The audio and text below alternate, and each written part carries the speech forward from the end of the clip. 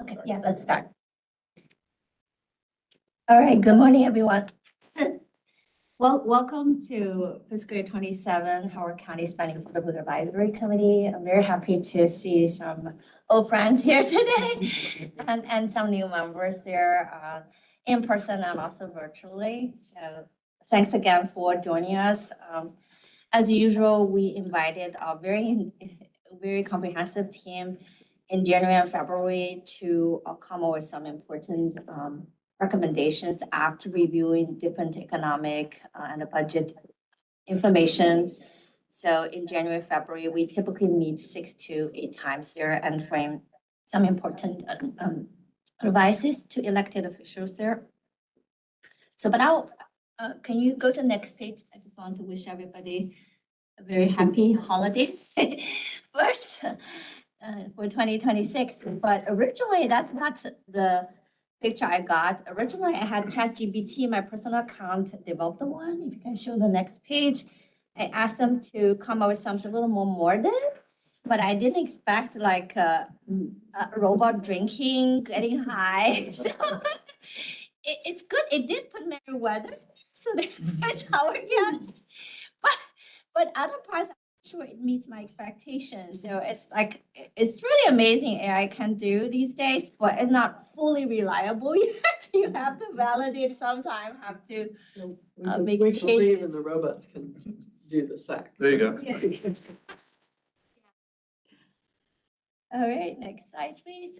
This year's 27 committee member, most member stays unchanged. I think all the voting members are the same. And thanks, Todd, for helping me again agree to serve as a vice chair again. And in other teams here, we have only like, I think 2 members, AJ, welcome on board from community college, and Jackie from our board of education. Thank you for coming this year. And I think in the staff side there, council administrator, Michelle, welcome. I think that's also a new one. But everybody else have been here for a while, so I wouldn't spend too much time introduction at the end of the time if we have. All right, so since this is a kickoff meeting, we want to focus on 2 things. One is Todd and myself. We want to refresh people's memory, but also help clarify for the public the main charge for the committee, and also do a little recap about what happened last year and historically. And also Todd will more focus on this year, what's our focus and also enhancement or change to the process on that and the timeline. And then after that, Dr. Irani, thank you for coming today. We'll provide a very nice economic outlook. It's not necessarily a nice outlook, it's nice presentation.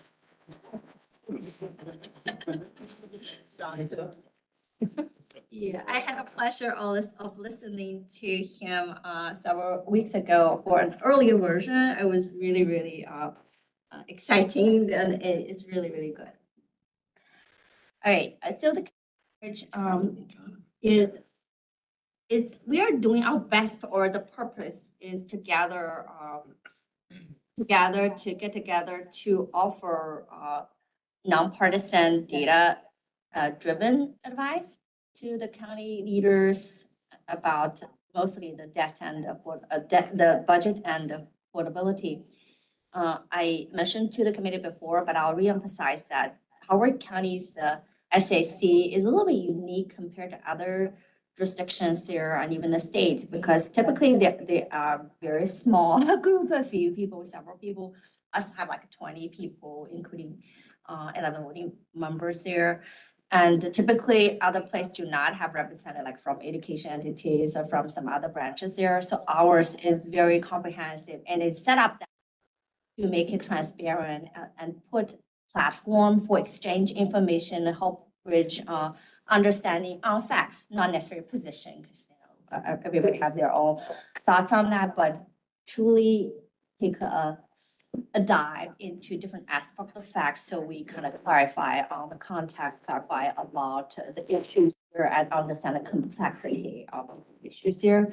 And in the end, we look forward for the committee to come out with some common sense, like logic and prudent advice there. And I have to say the committee's This is not binding because it's really elected officials. They represent the public to make a final decision. And they are informed by not only the committee, but also a lot of other voices from the committee. So just keep that in mind. But nevertheless, every year the committee is of true value to the leaders there, and a lot of advice get taken and gradually built in sometime through time in the decision making. So we really, truly very appreciative.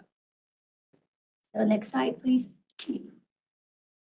Okay, so for 2027, the charges are similar. There are 4 primary charges there, but the number one important is always the spending ceiling. This is the primary function or charge of the committee, which is similar to committees from other places with spending affordability committees. There, and following that is a debt affordability, is a debt ceiling, and primarily focus on geo bonds there. But the committee also provide projections on multi-year trend, as well as any other issues that jointly feel of value or of interest that want to advise to the elected officials. So that's kind of more broad. So projected revenues, a recap for FY26. Make the recommendations. It was based on 4% growth, excluding use of unbalance. And if you all recall, that's a time that last spring, there was a lot of things happening at the federal level. The whole economy is like, shows some really warning signals there, and there's so much uncertainties on the policy side. So at that point, the committee made a very prudent recommendation that keep it at 4%. The final approved budget is slightly higher at 4.9%, not only because that there's more year-to-date data by that time, because we submitted budget in April, proposed the budget, but also there's a policy decision made to change the county 911 fee with an increase allowed by the state to cover costs there. So those are the things obviously committee wouldn't know in advance. That itself adds multi-million dollars there. So that's why there's some difference there. Now, one thing to clarify, not only for the committee, but also for the public, is that the committee's revenue projections are always based on information available to the committee that was including the staff report and whatever economic data available or policy condition we're aware of at that point. So it's at a certain time, and anything regarding forecasting business, you know what you know, but it's always dangerous to predict what's going to happen next 1.5 years on that there. And especially true these days because there are so much changes on weekly basis on the policy side that has significant impact nationwide, but also locally or regionally, like federal actions, state actions, and even county leaders' decision on tax or fees, all those different things. It's very difficult for the committee or sometimes impossible to know in advance. So it's pretty natural that changes between what's projected plus what's final or actual. Sorry to interrupt, but if I'm getting ahead, just let me know. How are we running in terms of actuals? Are we running towards that 4.9 number? Yeah, actually, we're not gonna cover that. Okay. So thank you for the question. Trying to be a good Yeah. setup man for you. Yeah, actually, it was a good question because sometimes because the last couple of years, the county has quite some, there are voice about like, are we too conservative, right? We're gonna address that in a minute. Next slide, please. So this is the very question, Steve, you had about how are we doing from the committee, our forecast versus the final actual. So here are 2 different graphs. What's on the top is last like 11 or 12 years, the difference or variance between the committee's projection versus actual audited numbers there. And bottom is Urban Institute research of 50 states revenue forecast the variance on that. So the general conclusion is our job, the committee's projection over the last decade also, the variance is in line with and often below the average of the peers. I just want to clarify that with people on that there. So before the pandemic, based on Urban Institute research, all 50 states revenue forecast, they're in general bounce between 3 to 5%. That's just a general. our reports in a multi-year before that, it's average 2.3%. So we are actually really doing better. We're below 3% on that. Now, pandemic is a very unique period. If you look at the Urban Institute on the bottom there, it jumped significantly. States on average has double-digit variance between budget and actual, not because everybody suddenly become more conservative, it's because there are a lot of unique, sizable factors like federal stimulus, there is capital gains, and the all other things that play a critical role that just threw off everything. So what used to work here, the drivers no longer work. So that's why their average is about 13% variance in that 3-year. The county is about 10%. So again, we also see a big jump, but we are actually still better than the average there. But without that context, people will say, oh, wow, you get very conservative. It's not necessarily the real reason.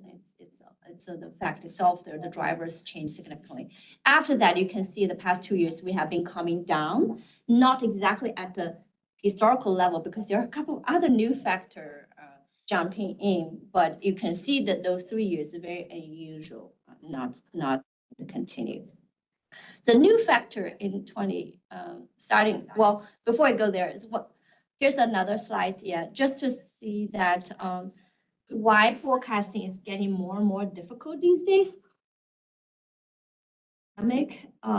It's kind of what happens is those traditional baseline drivers, no matter it's employment growth, personal income, those kind of thing, is somehow being outweighed by a lot of like one-time outliers, unique factors. Those things come and go, but somehow play a critical role in explaining every year's budget growth, the true revenue growth there. So these are like those capital gains there, federal stimulus, and actually Federal Reserve interest rate plays a critical role, which we're going to talk in 1 minute. And even the distribution timing and reconciliation from the state, because depending on what they estimate based on history versus actually what's happened, there's a significant reconciliation up or down, and which is throughout not only the current year, but also the following several years there.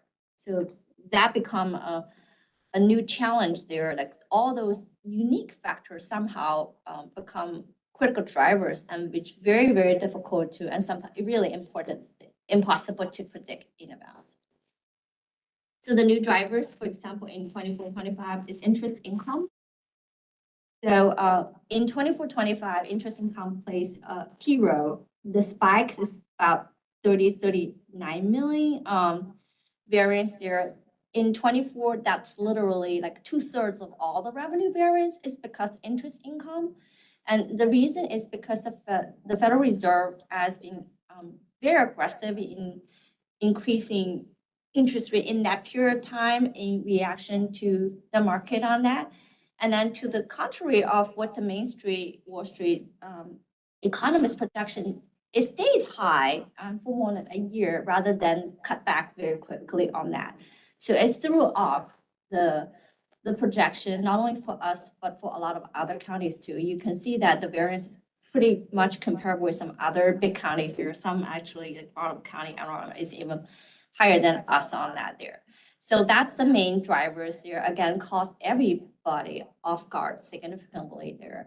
And the other thing, I mean, Rafi from finance is here on that, is also a credit to actually our finance department have been enhancing those investment portfolios. There's find tools to lock the historically high interest rate on it, getting better gains there. I actually just took a look the other day between Montgomery County and us in 24. Montgomery County's budget is more than 3 times than us in general fund, but our actual interest income in general is actually even slightly higher than that. So some is part of, we boost internal performance there from interest income. That's accounted for some of the variance there.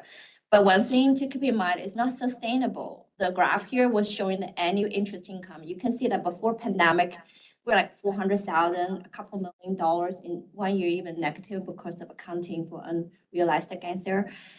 And then it suddenly kind of bloomed all the way to 30, 40 million. But that's like not sustainable in the future. It's with the federal interest rate going down, possibly or likely, and depending who will be new Federal Reserve chair on that amount is going to be smaller. What it's going to do to the revenue growth is it will become a drag because it's going to be a decrease rather than increase. So just keep that in mind in terms of this, the new driver, it comes and sizable, but it will disappear actually going the other way in terms of its impact on the revenue growth. Holly, one question Yeah, go ahead. for a few. The interest income is just basically a factor of average daily balances times the interest rate, right? It's slightly different Yeah. because we invest and we're looking at long and short term. So we can time the market. We're looking at the best investment out there. We are allowed to invest up to 5 years. Right. So we are looking at those yields within those time frame and then looking at our cash flow needs and then try to make sure that we're leveraging it. So it's kind of a lot of work for us, but we're getting used to how we are projecting that now. So with respect to the higher than expected revenues in the last 3 fiscal years, is it a result of higher daily balances or higher rates? Is a factor of both, higher rates and daily balances. And so because we've been able to understand our cash flow needs in the county, so that allows us to know our daily balance and then time when those maturities will occur. So yes, a combination of both. And so when you lengthen it out, you're increasing the yield. Yes. Right, right. Even though we say yield is not our first goal, and that's what Harley was highlighting. That's if you look at Montgomery County, because we don't pursue yield, because the market could drop, but because most of our securities are fixed, in fact, that's all we're allowed to, our money market. So we've been doing a pretty good job of making sure that we are getting those yield, timing them well, and then making sure that we have our float so that we don't have any cash flow issue. So thanks to the entire team, because we meet monthly and weekly just to make sure we are discussing these and then reviewing. That's why I said I was interested in Dr. Irani's projection, because we take all of that just to make sure that we fully understand what we are doing. So is it right to assume that the last couple of years, if we're generating roughly $40 million in interest income, do we have about $1 billion in average daily balances? Yes, we have approximately 1.2. Okay. All funds, right? Yeah, all funds. So, I mean, and the rate is a function of what's the macro environment, the Fed funds rate, Yes. and then how much can you lengthen the Duration, yeah. Okay, Yeah. got it. Good question. Thank you. I think you have you. Interest income, interest tax, I'm sorry. Hey, go back. Did you put, Yeah, the second bullet on interest, income tax. Income tax, during the pandemic, if you recall, most of the people in the committee were here at that point there, that we went through roller coasters on income tax, and some years it jumped to like 3 times the typical growth there to double digit.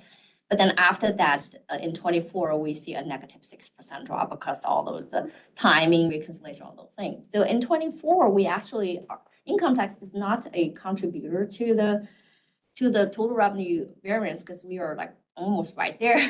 We are actually, it just checked the other day, we're like the best among all the top 10 county plans. We're closest on that.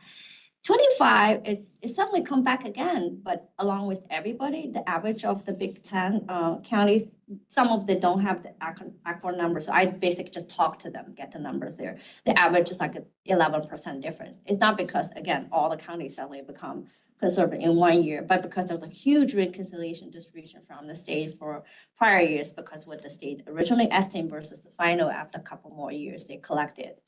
And then we send it back to different counties here. And that's kind of, again, like it's a great thing, but it's unpredictable. It's more than 40 million bump. It's because of reconciliation from the county. The state controller's office also mentioning that the capital gains just swarm in.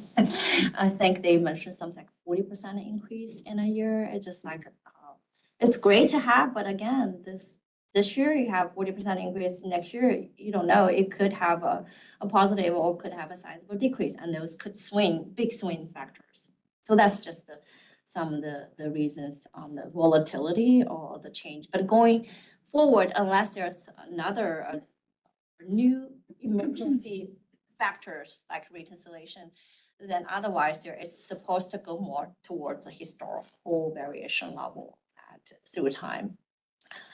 Debt ceiling, that's another thing that the committee is charged.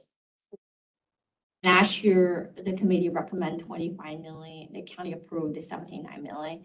So you will see that county approved is much higher than committee. The committee recommendation for 26 was developed in a unique time. If you all remember last year is very, the mood, I think not only in the room here for the committee, but also, I mean, all the people we talk about, it was huge nervousness because federal just started layoff and announced tariffs, all those different things there.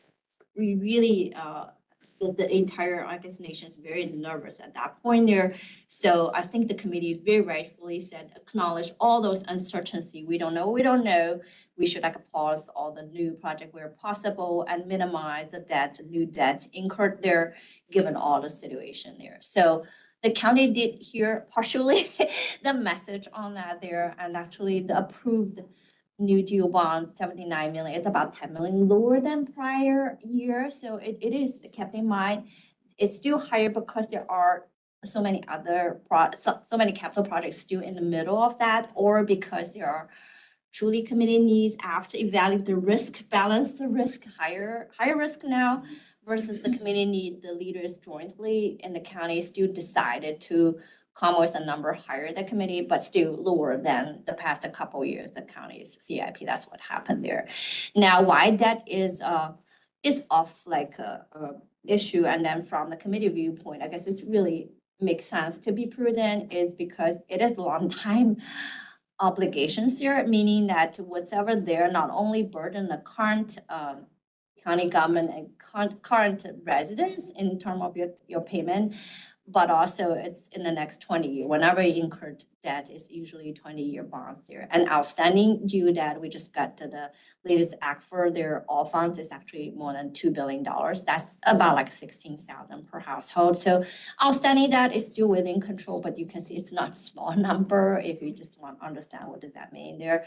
So we always be mindful about those long-term liability to understand its potential implication for the county in a sustainable way, not only just in the current year, but try to be responsible. And the other thing is the debt annual payment as a percentage of debt, the higher that share growth there, it means less in every year's operating budget is available to support all other services. That's mean everything, no matter public safety, education, or facilities there. So that's just like, that's just one more reason that why we have to be prudent about debt control. And another thing is to understand is that while the committee is tasked to look at the GO bond ceiling, in reality, that's also impacted by other debt the county issued that has to be paid off by general fund. So here's the table here, which was showed to the committee last year, and we just updated for 26. The orange color is actually non-typical GO bonds there. These are other things like low interest rate for city safe and sound, and early years for the courthouse on that. So these are also add to the things that general has to pay out of the operating budget on annual basis. So that's why if you look at that, everything combined is more than 100 million already on that. That's why that's another reason that I guess makes sense to continue to be prudent in general. Now, the other aspect that the committee has been working on for 26 is a multi-year. At that point, the recommendation is about 3.6% average revenue growth in the following 5 years. Also, that percentage growth is pretty close to historical actual. So, Holly, I got a question about bonds. I'm sorry, I was muted. Yeah, sure. Go ahead. Where do the Ellicott City bonds show up, and how will the decisions being made now on FEMA impact the future of the Ellicott City, flood mitigation investments that are required? So can you go back one slide? Yeah, so that which is represented in the orange color there. So there's a Wayfield loan authorized in 22, that's $75 million. That's from the state of Alex City. Then after there, that every year we were able to get either federal or state, like resilience loan and some other low interest loans for Alex City on that there. As of now, I don't believe we heard anything that has materialized some of the early concerns yet on that. And Rafi, you Yes. and Angie, do you want to chime in on that? Yes, I think just like Harley mentioned, the 75 is a federal loan, WIFIA loan, was lower interest than we would normally get as a AAA. And then the other three are state loans. Your WIFIA, they are less than 2%, so they are very cheap compared to what we will get as a AAA. Then the others are issuing bonds. In relation to FEMA, well, we don't have anything. We only have a small amount still pending with FEMA, which is less than about $5 million or so. But we don't have anything relating to FEMA in terms of Ellicott City at all. That is when a declaration happens. So we have to cough out the money first and then hopefully get reimbursed. So, but it doesn't really affect our operations. And has the WIFIA loan actually been funded and spent, or is So it we are drawing that now. We've drawn close to $30 million. of the 75? 75, yes. Is the 45 at risk of not arriving? No, in fact, we drew two during this crisis. That was happening with the Feds. We were scared that we may be denied, and we called and they said, no, they've disbursed the funds. They disbursed one in December. So they said, no, because it's a loan, we're going to be paying back. Yeah, any interest on it, they don't see a problem at all. So. That's really good, Yeah. good to know, because as Tony was suggesting, we were actually all very worried, because that's a really big project, and we already started there looking for reimbursement because the loan was approved years ago. So, but fortunately, at this point, it seems at this point, they're trying to honor what's previously Yes. authorized in general, but particularly for this one, there was still communication. It looks like they're fine. to And I continue know, honoring well, that. this is the first half hour of 8 days of meetings, but at some point, I think we need to understand how much we still need to range for funding Okay. for Safe and Sound specifically, and what the Safe and Sound current situation is and budget looks like. Because it's moved so much Yes. through the last 5 years that we need to make sure, I think, as a committee, that we understand what's left to spend and what's left to borrow. Yes.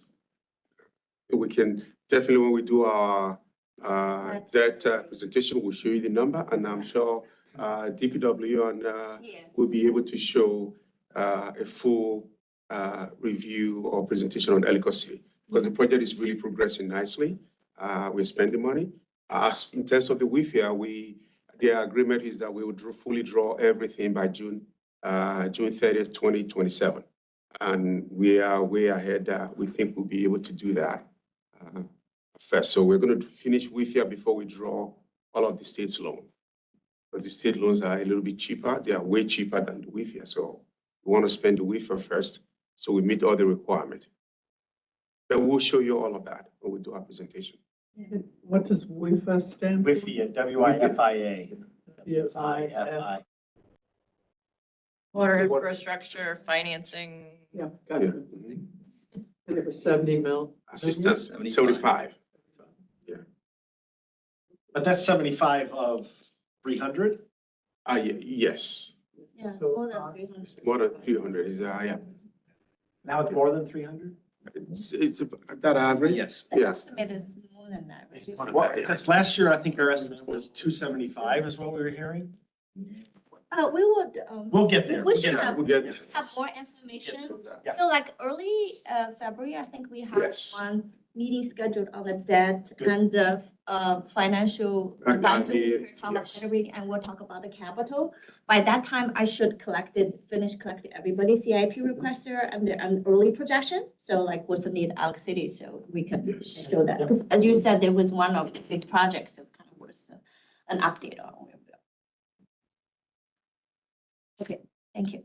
So sustainability is always an issue. So even based on that historical level of revenue projection, it demands always outpace revenues on that. There are all things are more costly, just provide the same service, but also there are escalating needs from the committee everywhere for everything. So it's always accumulated and needs in aggregate is higher than the expenditure. Obviously, we work together with everyone, manage the budget, balance the budget. But I have to say that as a fiscal person, I find it's more and more difficult because in early years, we're able to kind of try to tighten things where we can see and not like hurting service much there. But now like those things are pretty much gone. So everything you do, we have very limited options here. So next slides, I kind of have a little bit of generic discussion just conceptually about options here. Again, the committee last year was advising that the leaders work together with all the key stakeholders and try to develop a balanced multi-year plan that help eliminate the structural gap between revenue expenditure. It is going to, I think that's remain a really good advice. But it really need the will from like everybody to join into it and working towards solution jointly rather than just kind of raising pressures on that. It really need input from everyone. The reason is because there are options, but there none of them is like a no consequence type of options there. That's why it's important that I think that in the future, hopefully at some point, a lot of those efforts will be working towards what are the more feasible options. There are people are willing to take the consequence to get the benefit out of it. Because conceptually, there are only 4 types of major solutions. One is tightening expenditure, which we have been doing every year in the last several years, especially in recent years there from everybody. But it does has limited flexibility because a lot of expenditure, no matter it's a county, other agency, like school system is the same. The majority of expenditure are personnel. And then once you have the employee there, that's a cost there. And even contracts is sometimes not driven by us in terms of cost increase on that. So there are some discretionary, but usually very limited on that there. Like you can move that only to a certain extent. So we have to do our best and I'll continue to do that on the tightening expenditure side there, but it has limited flexibility there. The second one is raise taxes or add new taxes there. These could have sizable impact, but it's extremely unpopular. We all know the affordability is a big issue universally, but especially in Howard County, everything's so expensive and our tax burden is among the highest among counties in Maryland there. So, and this is election year, making it even harder, I guess, for elected officials to consider that even. The third way is to shift the share between different services there, which means they're cutting some service and associate staff and shifting the funding to others, which is also going to have significant impact to resident and also employees directly there. So whoever receiving the service there could get impact. And a lot of cases there, it's not a small group, it's really the whole county are receiving the service there, and people can see it, and most people would be very unhappy to endure that. So that's why it's difficult too as well. The funny thing is that during the budget kickoff this year, we were brainstorming with all those agencies there, and they are collecting ideas for savings here. So there are some really good ones here, but one of them I was just laughing when I saw that people submitted is like, oh, don't plow the snow, let it melt. But it's not gonna work. Yeah, it might save you money, but oh my God, we're gonna see so many complaints from residents, right? So you cannot just cut it and give to other places. You cannot do it.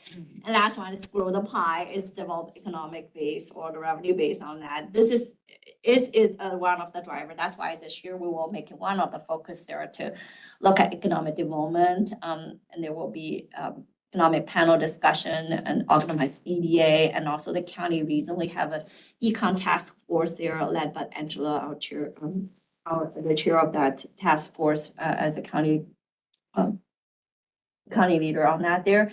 But also I think 2 of the committee members, like Dr. Ronnie and Bob, you also are at the committee. So there will be some discussion on that, because eventually it will be a real driver to help in the long run, but it takes time. You don't just like do something economic just kind of blew right away. So there are different ways to do it, but again, these are hard choice, sometimes takes time, and there are consequences, so it needs a lot of a collaborative approach on that. And next slide is just some other recommendation from the committee. They're all very valuable. In general, active prudence in a time of uncertainty. That is very, as we said earlier, the committee want to have a common sense kind of reaction when you are kind of driving in fogging situation.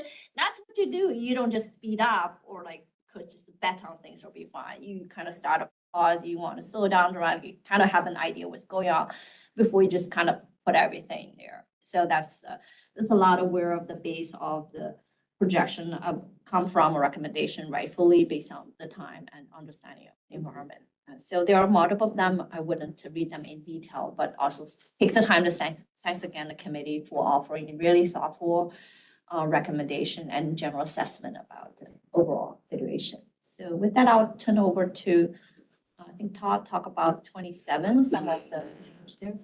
Let's do one thing real quick first, looking backwards. One, if you're if you're new to the committee and you haven't reviewed last year's document, even if you just read the executive summary, it goes a long way in explaining and laying out what we did last year.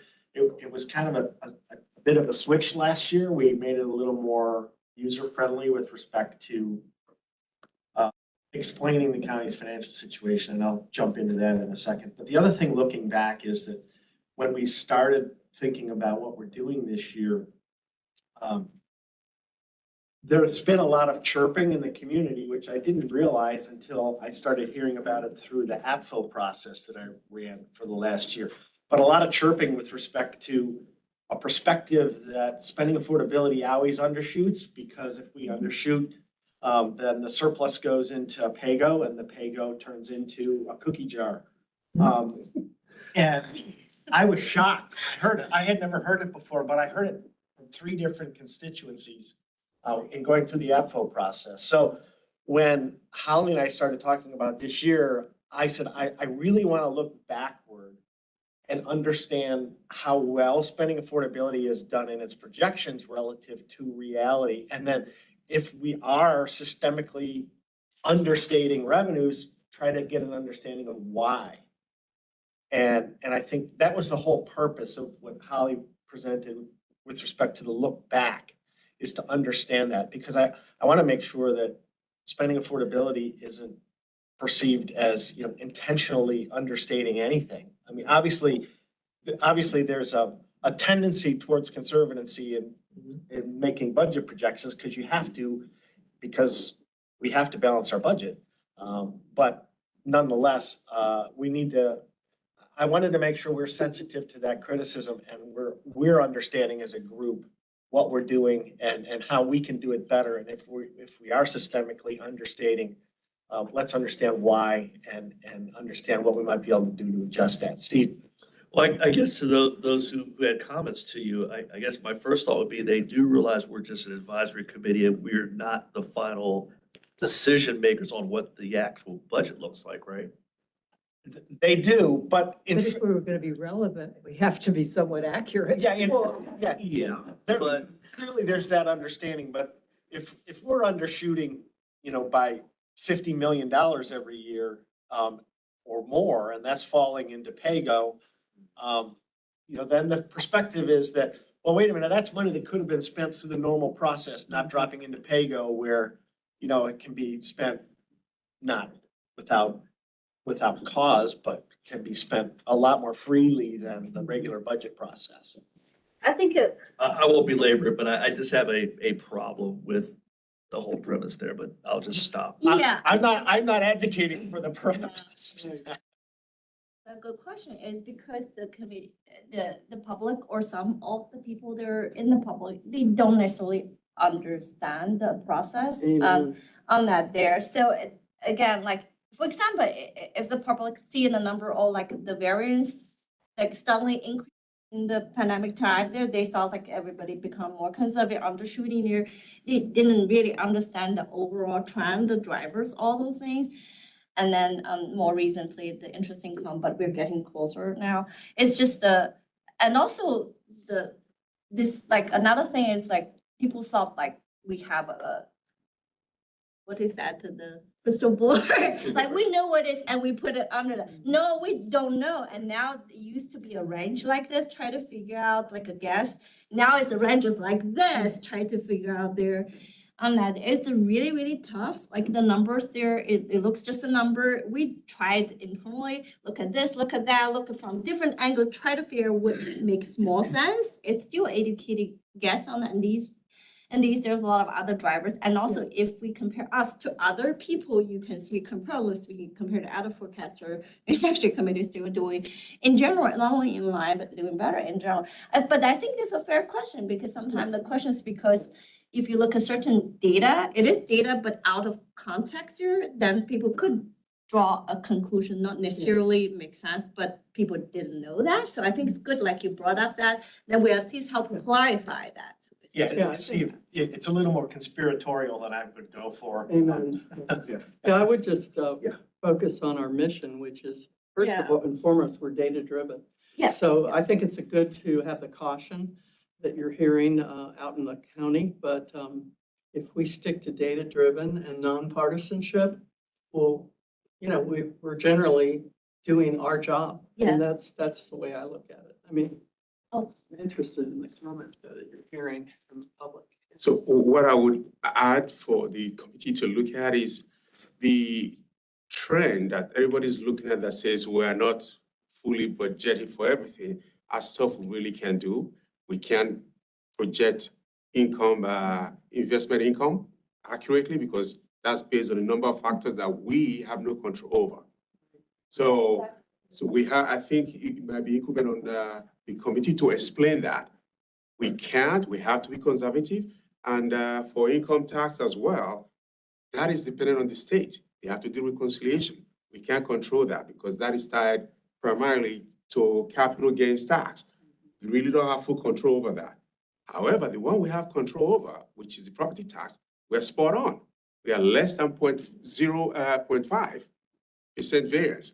So I think if the committee is able to show that in your recommendation so the public can see, we are doing the best, we are using the data to make our decision. It's going to be difficult. In all fairness, our work last year was in the middle of a very dodgy Yes. No doubt. situation with tariff and so forth. And it was not completed by the time we finished our work. And Yeah. we would have been remiss if we had not taken all of that into account. I mean, we had people all over our community that were losing their jobs. No doubt. Yeah, exactly. So Holly, let me actually, I'm just kind of curious, because we talked about this before about the variances. What would be a good variance that we can say would have been a successful projection from projection versus actual? What would you say would have been? 3 to 5, 3 to 5. If you are below 3, you are like one of the best, basically. Yeah, it's usually. And actually, I have a book from JFOA that was about it. They actually using even a higher. They're like the best forecaster is 5%, 5% or less on that. So you would give us a what last year? Would you grade us? Would you An A give us plus. Well, I guess. It goes back to that chart you showed earlier compared to other peers, right? Historical range was 3 to 5% and we were below that. So we're doing better than, our See, the peers. only reason I brought that up was this, that's really the data driven information that you say, hey, look, we're gonna share this with you. In our projections, this is what we did in the last several years. This is what the national average is, and this is what's considered really good. Yes. And that kind of helps your validity of the work that we're doing. So it wouldn't be a lot of discussion based, because everybody's talking about affordability. I mean, I've heard that word a million times this year, about affordability. I'm not sure what the 2026 word's gonna be. But it's good to know that what that range is, that we can say, hey, look, this is the work we did. This is what we presented. This is the last several years running. Say what you want to say, we're there. Yeah. And so that's kind of. And it goes to my earlier question about what's the actual growth year over year? So if we can say, hey, from 21 to 26, we estimated 3.3% growth. And in 21, it was, 3.5 and 22, so that's where those hard actual numbers historically would come into play to say, hey, we said, 2.3, it was 3.1, but there was this dump of money from the feds that we didn't see coming. So that additional piece of information, I think, would be helpful in In our those summary. conversations that, Todd, you might have, or any of us might have to say, yeah, yes, we were under, we had 2.3, they had 3, it ended up being 3.1, but here's why. Right. That is what helps the conversations to explain the why, things we didn't see coming. To Rafa's point, the stuff we saw coming, we had it down. Yeah. We didn't see a reconciliation or interest in coming. Yeah. We didn't see that. So, anyway. I, as a math person, right, math teacher, because people feel comfortable not being comfortable with math, right? So we're talking percentages and all of that. It's how we message things. I don't think we do a very good job coming from the school system. I don't think we do a very good job of explaining the impact of what we do, right? And so when you're just talking percentages and you're thinking, oh, I'm making the point, because people do not understand. The average person curls up when you talk about fractions, decimals, and percents. They just do, right? Because math teachers over the years have not done a good job of making it as simple as it really is. So when I would teach it, the kids go, is that all it is? I mean, yeah, that's really all it is. You all just, they're different words for the same thing, right? And so I think when people see things like, the thing that I hear about is, how come they're building that fancy library and not funding the schools? Well, you've got to explain the reasoning behind that, right? And if we don't explain and just go, well, too bad. People have the perceptions that they have. And because we don't do a good job of messaging and explaining the why, then we're going to always have this back and forth of people not respecting or really believing what folks are saying about, how we're handling the monies in the county. Great point. Yeah. Very true. That's huge. To that point, I think last year's report started us in a direction Infographics are of nice. making things more visually digestible and making it more simple. And that goes right to these report enhancements that are showing up here on this slide. And that's helped the leaders and the public understand complex issues more appropriately. I think if you surveyed 100 constituents in the county, you may not get 100% that would answer the question, is $1 billion more or is $1 trillion more? And it's something that's so obvious and simple. If you're in the financial world, it's like, wait, I bet you there would be 20% of the people that would get it wrong. And that's kind of scary. And then when we're doing this report, if we're not making it understandable and digestible, then we're doing a disservice to the community and to elected officials. So started down that path last year with the infographics and the blown up dollars and everything and the stupid piggy bank drawing and all that. But I want to continue down that path this year. And I also want to make it understandable to the individual family. Instead of talking about revenues of 1.5 billion, what does that mean? Exactly. I have no idea what that means. What does that mean to me? There's 350,000 people in the county. There's 125,000 households.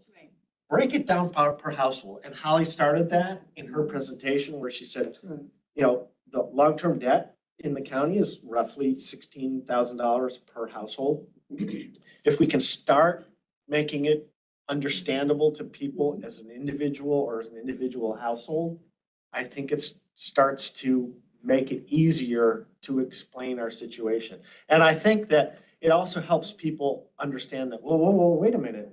We're gonna spend an extra $100 million on something this year. Well, what does that mean?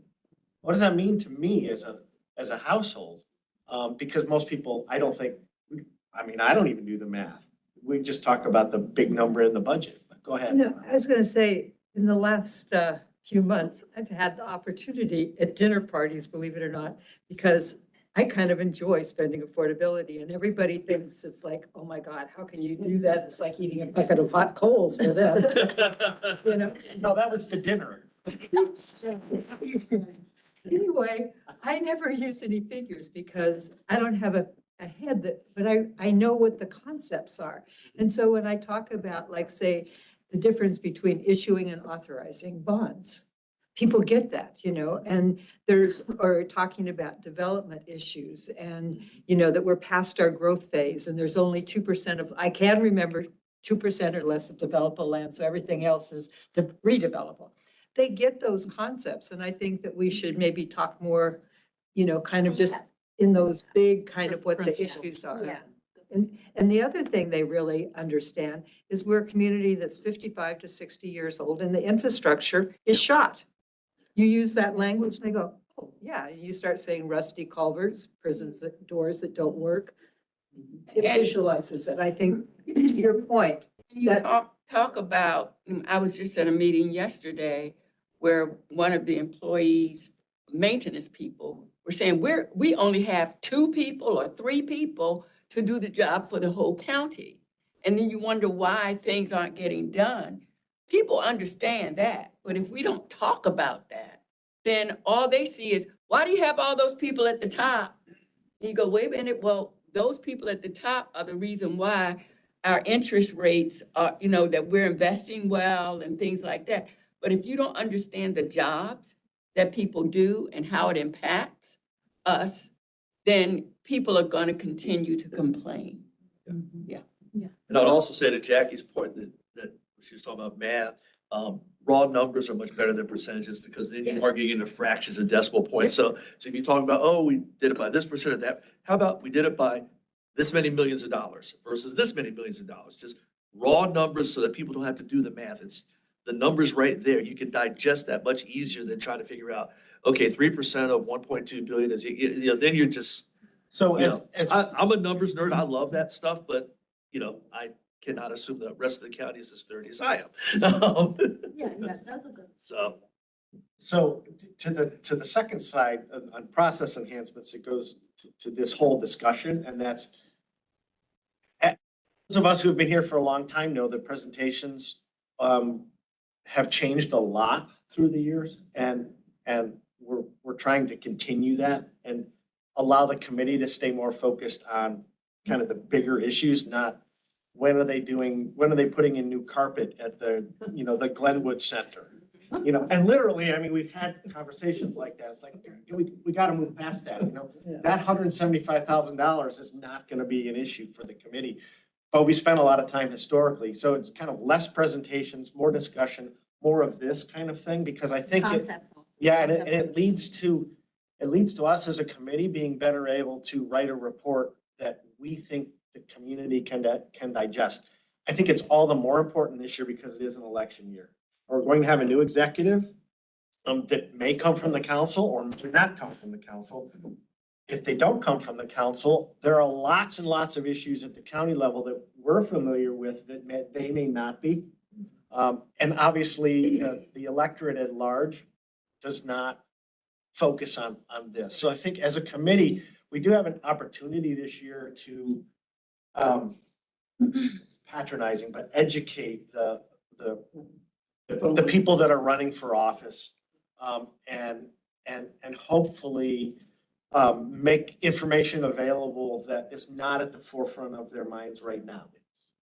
So I think as a committee, I want to be thinking about that with respect to the report and the back and forth, the give and take in this room through this next 6 or 7 sessions will enable us to write a better report.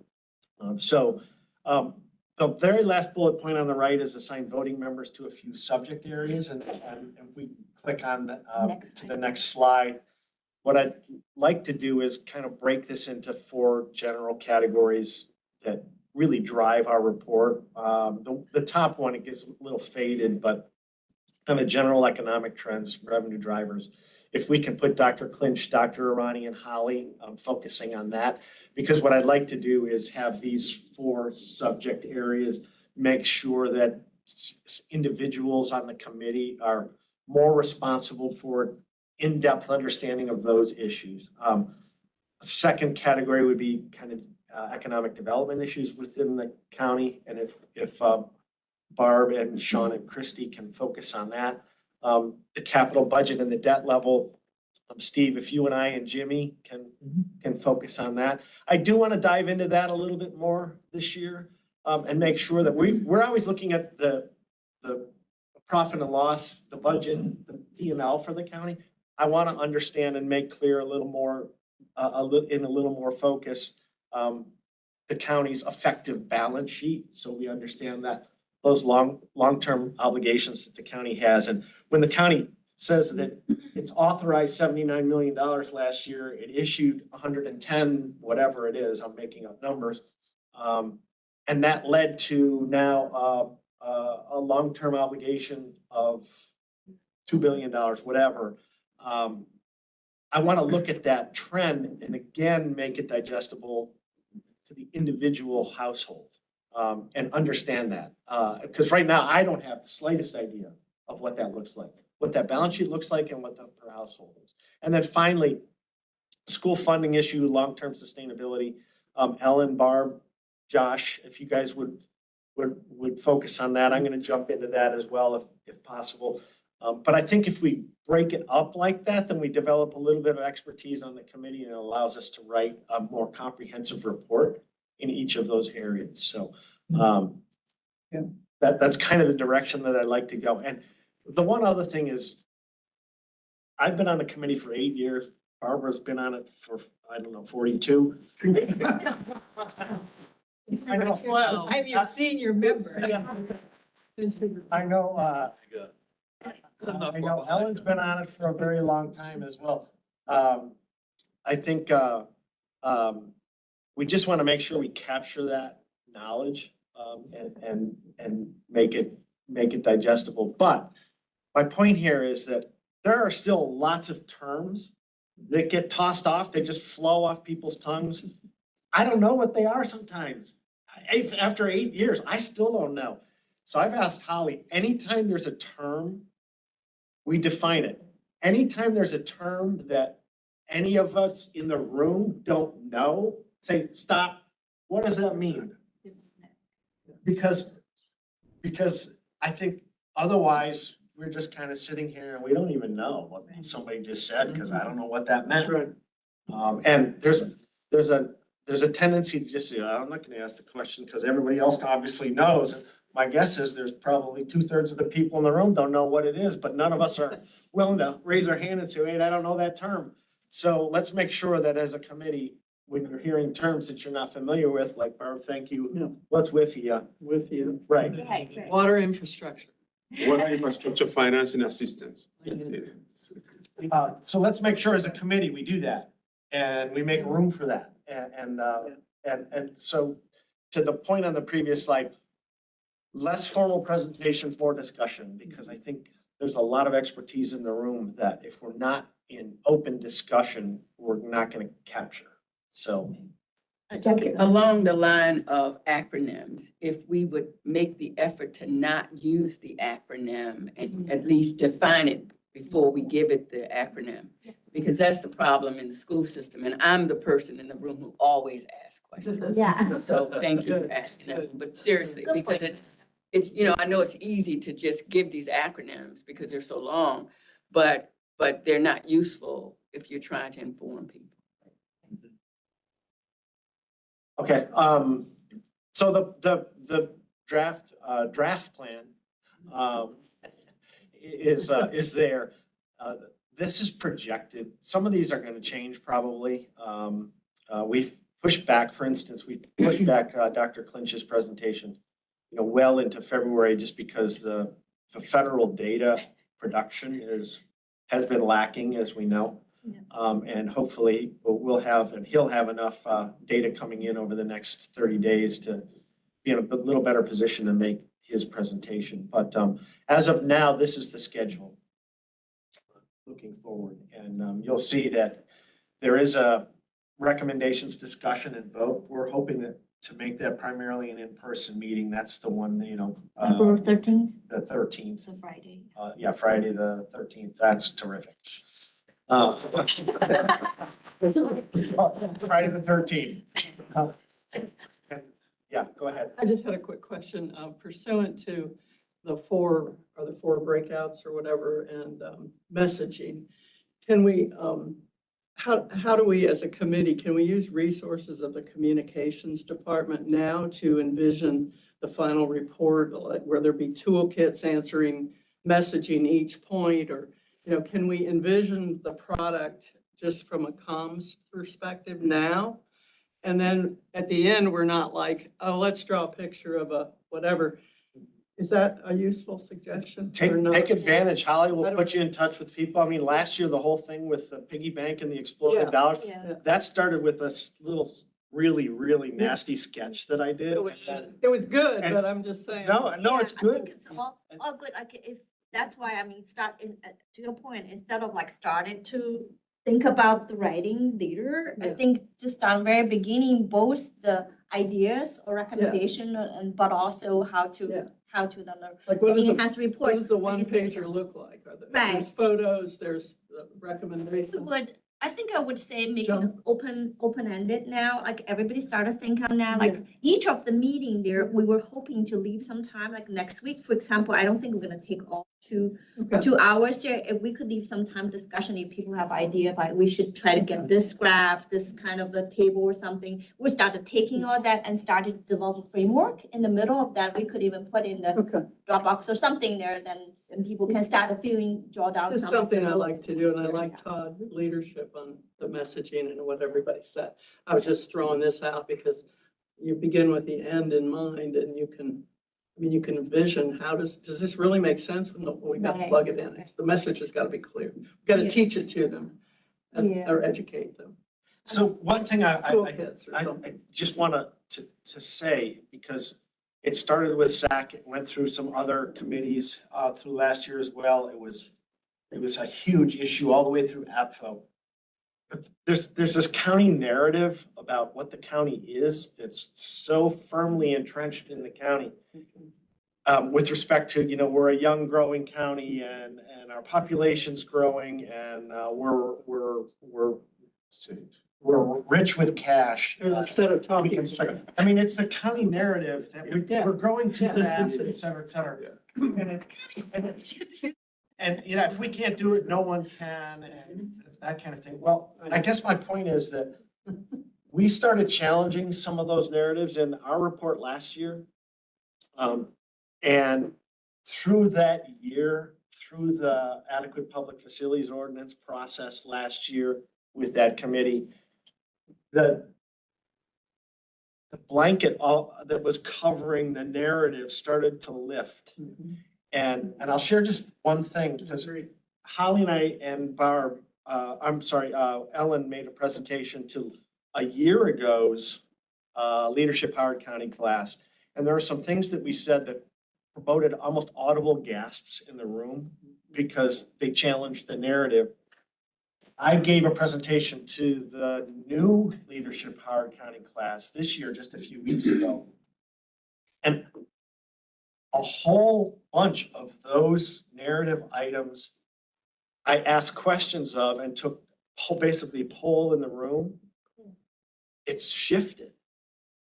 People are starting to get it. The narrative is no longer, the narrative of the 80s, 90s, 2000s has shifted in reality, and now people are starting to understand it. And that was never more indicative than in those 2 consecutive classes of Leadership Howard County and their reactions to challenges to the narrative. And I think it's amazing. And to the school board,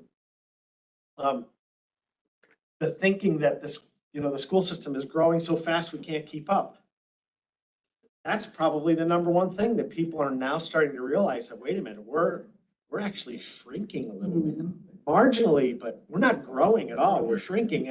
And now as a system, we have more seats than students at every level, elementary, middle, and high school. Now, there are crowded schools individually, but as a system, we're now delivering more seats than students at every level of education. So it kind of changes the way you think about things. And people are starting to recognize that. And I think as a committee, we had a lot to do with that starting a year ago and then through the rest of the year. I know Ellen was involved in some committees. I was on the APFO committee. I think that trend now, that level of understanding is changing. And I think I'm hoping that we can continue that this year because we are going to have the new council and the new executive. To that end, one last point before we move on.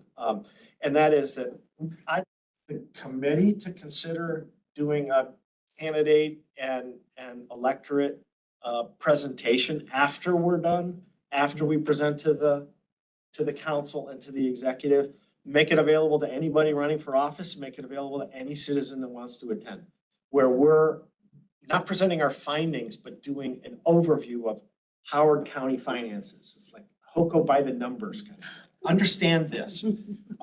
And hopefully that will continue to lift that blanket a little bit so that people understand kind of where we are, not where they think we are based on the narrative of the 90s and the 2000s. So I'll leave that out there. We don't have to make any decisions now, but I'd like to be considering. You said something very interesting. I was at, I think it was a Baltimore Banner had a symposium a couple of months ago, which 4 county executives, including our own, they did like I guess a sit down, 3 to 4 will be outgoing this year. And they've talked about the narrative of what their counties, just kind of what you're saying, what people think the perception of what their counties were versus, they were saying, we got to tell our story. We have to get away from, what people think we are versus who we are. And I'm not sure, he said, I'm not sure how that got out of proportion, but for some reason people are telling our stories. And when we have all the information, either we're not sharing it correctly or just they're not believing what we're saying. And it was 3 out of 4, the one out of Ehrlich out of Montgomery County and Anne Arundel, I can't remember her name, out of Anne Arundel County, but they said almost exact same thing. People are telling our story for us when we have all the right people saying, hey, no, this is what it is. We can pretend things are not happening, but it's happening. And so we either gotta, push the pause button, or maybe people just don't believe what we say as leaders. Maybe they don't want to believe what we're saying. Well, there's a great line in Alice in Wonderland, right? If you don't know where you're going, any road will take you there. If you don't know where you are, you don't even know how to go, which direction to start with. So go ahead. When I think about years back when the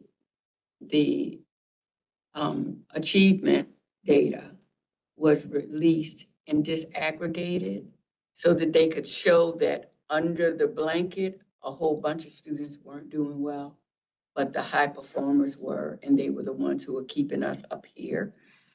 People were upset that that information came out. And because people don't want to face the fact that things change or things are not as rosy as you want them to be. And so people are you're very proud of being members of Howard County. And so if you release the truth that we're no longer, flying high like we used to because our demographics have changed, our county is aging, and the needs are changing, if people are not going to like that. And so the way that we deliver the message matters, and who we deliver the message to matters. And I think, when I think about the school system, the bulk of our students are average students. But the ones we hear from are the elites and the ones with special needs, right? And we ignore the people in the middle. But those are the people who are the majority, and they're the people who need to hear the message. And they need to hear the message in a caring and understanding way. And I don't think we've done a good job with that. It's Lake Wobegon, right? Where everybody's above average. Exactly. 80% people think they are above average. 90% wrong. By the way, Todd, keep a pin on that Alice in Wonderland quote. That might be a line that could be included somewhere. I like that line a lot. All right, so with that, we're going to go to Dr. Arani. For our through the looking glass presentation. Thank you very much. Thanks for that. So I will say, compared to last year, I would say the economic landscape is a bit more challenging. We've had some more information, right? We've had some more things kind of transpire. Labor market has slowed, right? So many firms are not firing, but they're not hiring. So we're seeing that.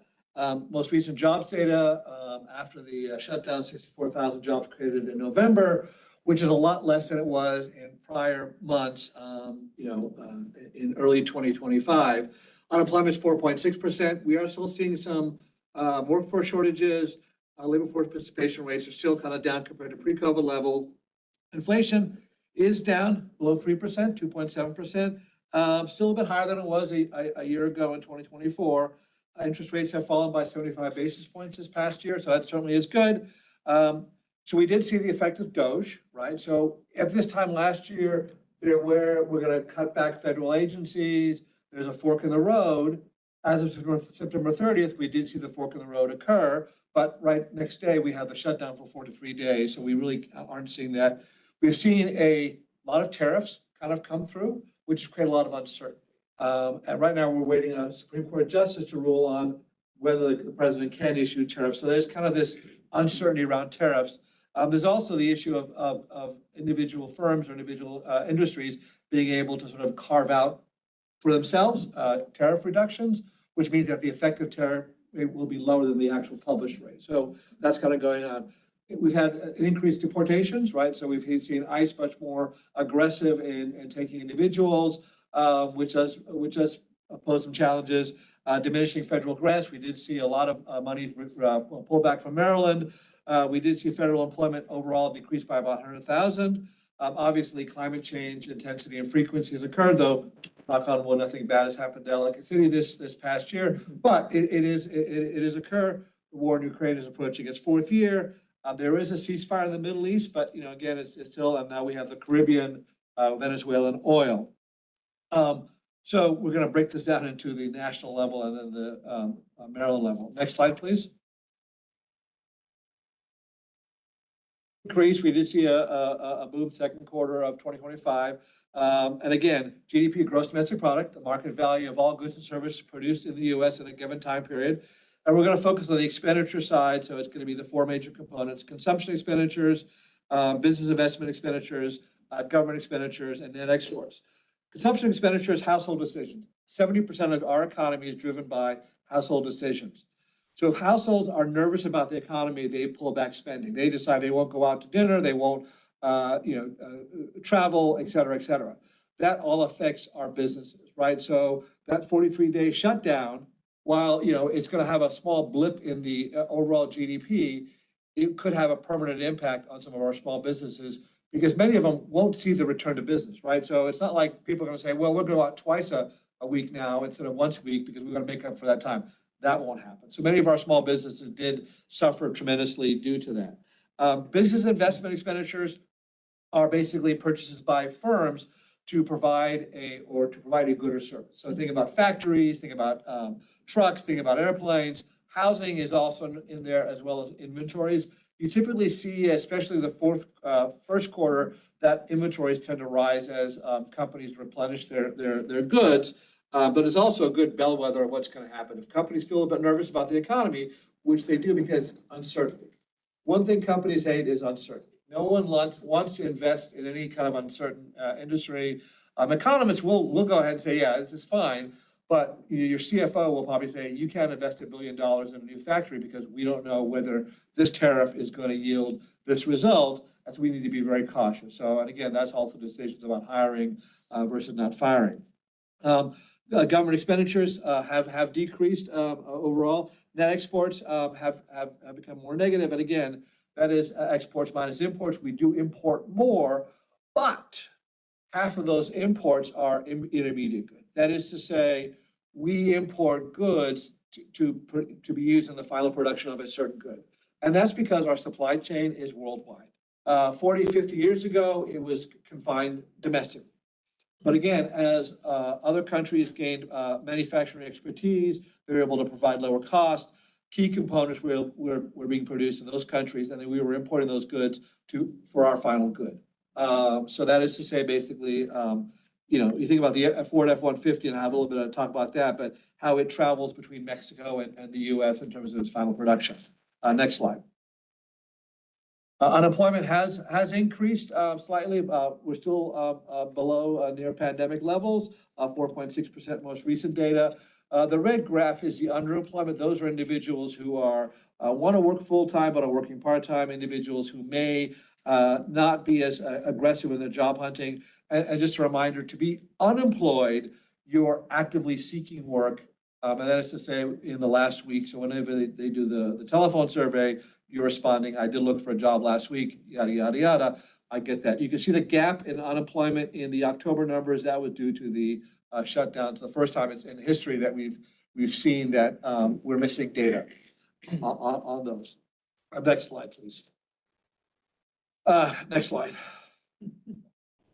So this is the uncertainty index. You can sort of see it's sort of, it tracks based on sort of policies by the government, world financial issues. You can sort of see September 11th, global financial, COVID, and then the new administration coming in. And that was driven primarily by the tariff announcements. That really created a lot of uncertainty for many companies. And that kind of, really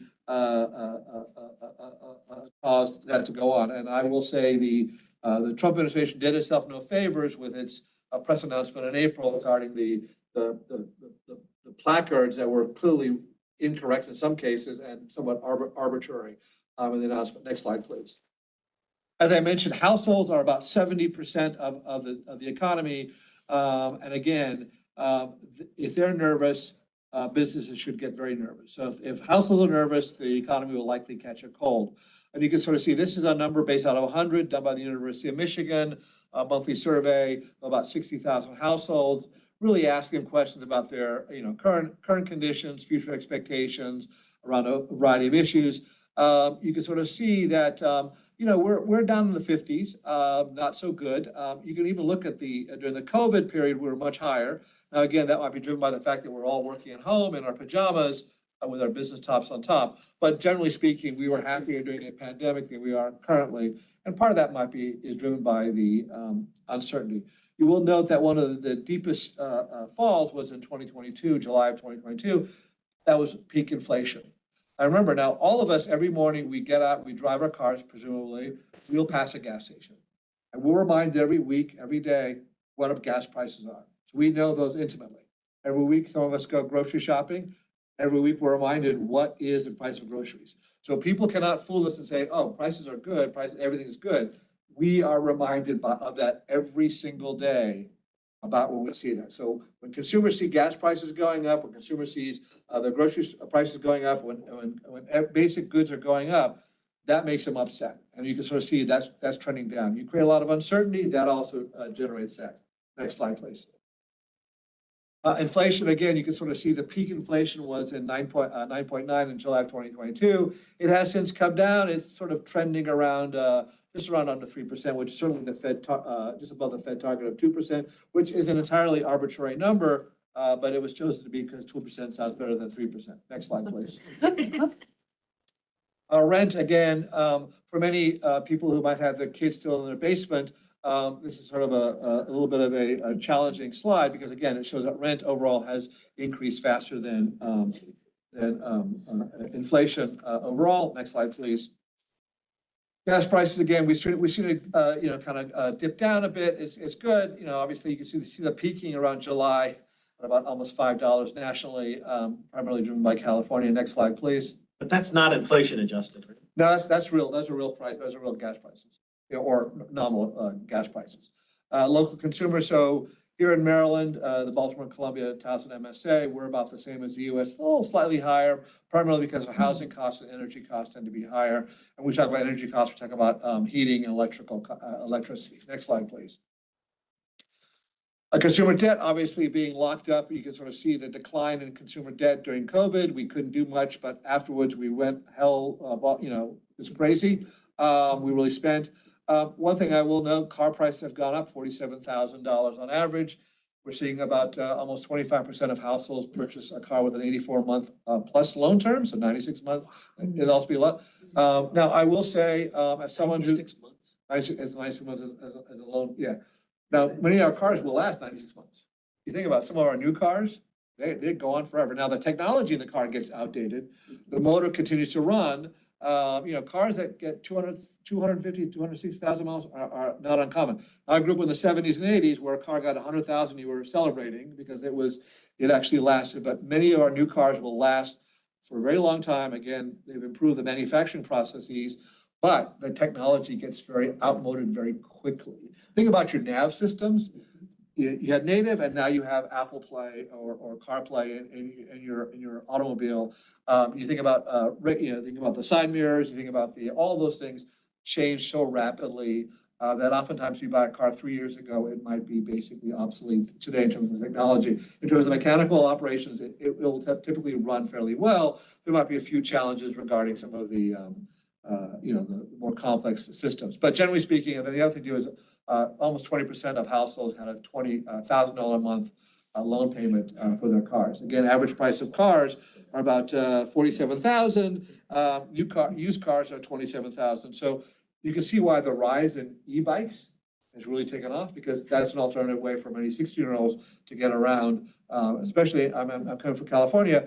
A lot of kids get that as their first vehicle. In fact, it's oftentimes 14 years old, because some of the school districts now don't provide free bus service. So to get around, you have to have an e-bike, which raises its own challenges. So we will probably expect to see much more e-bikes going on in the future. Next slide, please. Car inventories have improved, but again, there's still some challenges. Right now, tariffs could really impact it, and not so much the cost of the new vehicle of being an imported vehicle, but the fact of imported parts. That really is where the critical factor. Because many, like you think about South Carolina, has built a whole industry around BMW and getting those cars coming in. Alabama has got Mercedes, but they're bringing in parts from those things and they're building them. They're manufacturing them there. Again, thinking about Detroit in the 1950s and 60s, you had multiple suppliers supplying the big three, but they were just down the street. Now it's across the ocean. Really is no difference. It's basically as those key suppliers are supplying those parts, to the manufacturers as they have in historically. Next slide, please. Again, we did see another 0.25 basis points, a decrease in the Fed, so 75 basis points this year. Certainly is good. Again, there is a issue whether we'll see some more aggressive Fed Reserve cuts this year. Maybe, maybe not, depending upon, as Holly said, depending on who the new Fed chairman is. I think Chairman Powell term is up in May, so that certainly is going to be an interesting thing. Now, one thing is, that's been really good about the U.S. is our Fed has been divorced from the politic, and that has really made us feel has been divorced from the politic. We're very clear, because that has sort of said, because it's very easy to juice the economy for political gain if the Fed is in your back pocket. And that's why it's been very important to have the Fed remain independent, because basically then it provides people like, confidence, who are investing in the U.S., that all of a sudden their investments won't be devalued by a change in politics. So that certainly is a challenge. Next slide, please. Obviously, with the decline in Fed rates, mortgage rates have eased, but are still higher. I like to say, as some realtors have told me, you date your mortgage, but you marry your house. And for every 100 basis points change in the mortgage rate, it changes purchasing power by about 10%. So it's really critical as these rates go up, and especially here in Howard County, where we have an above average median home price compared to the rest of the state. Affordability is housing affordability is a huge challenge here in the state. And I will say currently, 80% of US homeowners have a rate below 6%. Is there any real consideration for expanding the length of a mortgage from 30 years to? I'm gonna have that. Okay, in the presentation. because that. I work on the state level also for Maryland Realtors. And one of the issues that came up, we'll be addressing our session in February on the Hill. This 40-year rate is a no-go. That's it makes no financial sense at all. It makes none. Yeah, I mean, it doesn't really do much in terms of Lock in, affordability. there's no equity gate, there's nothing there. And so our stance, our hard stance as the chair of our legislative committee, it's a hard no. And so we've talked to every legislator about it. They know where our stance is. They cannot explain the math of it, but there is no equity gain. I mean, you figure 30-year takes what, the first 8 years before you get any equity. Can you imagine tack another 10 years on that? And you may not get any equity for the first 12, 13 years. So how do you buy down? What do you do? That's like a 84, 92, 6-month car note. I mean, it makes no sense at all. No sense. Well, quite frankly, with homeowners, with first-time home buyers getting older, even 30-year, most financial advisors are saying, don't even do a 30 as that age is going up as far as people buying homes versus. That'll be years for ago. the first time nationally, the first-time home buyers crept up towards the 40-year mark for the first time. Yeah. For the first time ever. So 40 years old to be a first-time home buyer. So even the 30 years. The 40-year mortgage, what does that look like? Your kids. Even finishing it. What I would say though is that there's a distinction between an appreciating asset that's being purchased versus a depreciating Yes. asset Yes. that's being purchased. I mean, you're financing a vehicle for 96 months. You're in the bucket the minute you drive it off the lot. And you're probably until the last 12 months is probably the first time the value of the asset is higher than the principal balance of the loan. Yes, and the other challenge is what people will then trade their car in at month 72. Correct. And Which will take that they're in the negative bucket. equity. Yeah, that's They take the negative equity and roll into the new loan, which will then further exacerbate the affordability. Yeah. Next slide, please. So we're a housing shortage, about 2 to 6 million housing units short, about 96,000 here in Maryland. And again, people are very nervous. Buyers are waiting because they're thinking that rates are going to go down. There is some uncertainty in job security, especially here in Maryland. There's been natural disasters going on. And we face some challenge. I know Governor Moore has announced a big, housing affordability yesterday. There are 5 L's of housing: lending, labor, lumber, lots, and laws. Yeah, so think about, and those are the things. So think about the Lutherville Station project up in Baltimore County. It made perfect sense. You had an abandoned retail site, transit. It was opposed vehemently by the neighborhood. Again, part of it was the overcrowding of the schools and the infrastructure. What we hear in Maryland, we tend to build the infrastructure after, and so people get to suffer for 5, 10 years while, they decide to build a state. Other states, the infrastructure is built by the developers and then it's put in place, which then allows the homeowners like, oh, great, everything's wonderful. Now that works in a lot of greenfield developments. Infill developments might be a bit more challenging, but we really need to think about it because we can make all the announcements about we're gonna make more housing affordable, but it still boils down to the local level, to the council district level decisions by constituents saying, no, we don't want this. That's gonna be a continuing challenge here in Maryland. We don't have a lot of land. We only have 2% land here in Howard County. Now we're making more land, so we need to be more dense, which means more traffic, which means more school overcrowding in some key areas. As Todd mentioned, we have more seats than students, but we have more seats overall. But there are some schools that are so overcrowded that you couldn't put another apartment unit there. And there's some places where we have plenty of development, but we can't build there because it's farm preserve, ag preserve, other things. So we just really think about these things as we move forward. Next slide, please. Housing starts, again, I show this graph oftentimes. You can sort of see it went up. We were building 2.25 million units per year. We dropped to about 500,000. We still haven't caught up to our pre-Great Recession levels. It is challenging as we go forward. Next slide, please. This is sort of the downer slide. So this basically shows your typical income that in the U.S. Typical house, typical income that can afford a typical house with 10% down. you can sort of see those numbers are diverging. That is to say, for most people, who earn the typical income, median income in the US, they can't afford the median home price. Now they can't afford the rent, so you can tell your kids who are living in the basement, hey, you can afford the rent. That's my case. And again, for the Columbia, Towson metro area, it's a little bit more dramatic, but you can see that basically the qualified income to purchase a typical home in this area is well above the actual median income. So if your kid is 35, they've got 5 more years to save up before they're 40 to buy their first home here in the region. Do you have any of this by age? Like what are typical first-time home No, I buyer don't have rates? this, I don't have this by age.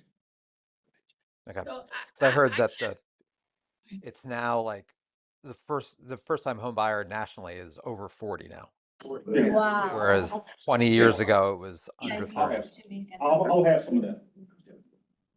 So I want to challenge the narrative and the attitude about multifamily, multi-aged housing. The US has the culture of the nuclear family, but other cultures know the value of having the seniors with the middle age and the younger. And so I want us to not disparage the child in the basement thing, right? Because there's value to having, helping them save or whatever it is. But I think we need to stop doing that. And so, the giggling about the child in the basement, that's not funny. Some of it's economic, but some of it is by choice. Because I it's think I'd push back on that because I don't think the child wants to live in the basement. but what I'm saying is, My Not- son doesn't, he's 31, just moved back, so. no, but what I'm saying is the reason they don't want to is because of the American thing that you need to, at 18, get out. Whereas other cultures are saying, no, we value our families and we want to support one another. And we support them until they're able to go out and, build another one where they can support another group of family members. It is not get out when you're 18. So I want us to stop doing that because it is not, it's kind of arrogant. And I Yeah, agree but that the thing is there's some like people who do not, there's some people who, because they've been trained to believe that you should not be home after 18. So that's why they don't want to. And so they have this belief that I should be out instead of supporting and helping. And so I hear you, but it's because of the indoctrination of you need to be out by 18. So that, I'll stop there. Josh, where are you on that? I mean, that's great, but like for this committee where we're talking about how we can build wealth and sustainability in Howard County, if you're living in the basement because the community is so unaffordable that you have to be in the basement until you're 40, you're not starting a family. You're stunting the rest of your life.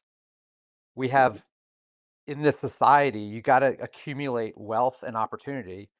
And if the economic situation is such that anybody under 40 can't accumulate that wealth and opportunity, it's not because they're living in a basement. It's because the economic situation of the entire county, region, or nation is keeping them stunted. And we've got to figure out solutions to ensure that we have that the same amount of opportunity for millennials and Gen Z that baby boomers had. And right now we're not doing it. I agree, and I think we can have two trains running.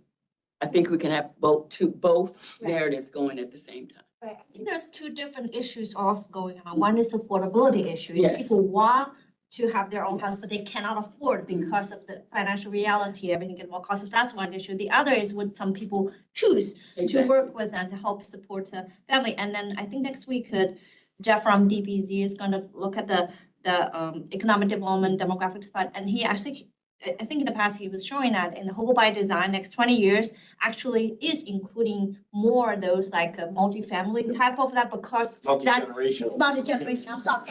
Thank you for correction. Multi-generational housing, because there are needs in the community for that, but there are also other things on that. But still, there's two factors both play a role, yeah. Well, and for what it's worth, the housing, the new housing community, construction community now is actively marketing multi-generational housing in the single family market, which obviously is a much smaller market in Howard County than it's ever been before, because there's no land for very much new single family detached housing. But Yeah. the single family detached housing that's being built, many builders are actively looking at multi-generational. How do I make this home multi-generational? Yeah. And there are all kinds of zoning issues and construction issues Yeah. that the county needs to be considering in that regard. And some of it they're doing, like with ADUs now, but, That was part of it. Accessory The dwelling ADU units. was part of the multi-generational part. of correct. The aging population and the 21-year-old, 31-year-old in the basement. So it was addressed with that. So One question here specifically on this slide, because this is Baltimore, Columbia, Towson. Does that spread get exacerbated if we strip out Baltimore and Towson and just Yes. make this Howard? Yes. Oh, yes. Yes, it gets up, obviously the median income is a little bit higher in Howard County than Baltimore County, but I think the housing cost is much more higher proportionally than it is in Baltimore, than in Baltimore County. Next slide, please. Office vacancies, again, for the Columbia areas, it's not too bad, but, it's 20%, which is higher than it was last quarter at 19.6%. This does affect a lot of first floor retail. As we return to office, we're a hybrid, 3 days in, 2 days off, which means 60% of your former clients now are only there versus before it was 100%. So for many first floor retailers, this is a big challenge. For many lunch places here in Howard County, people aren't in the office, aren't going to lunch, so we're going to probably see more and more of these places shut down. Next slide, please.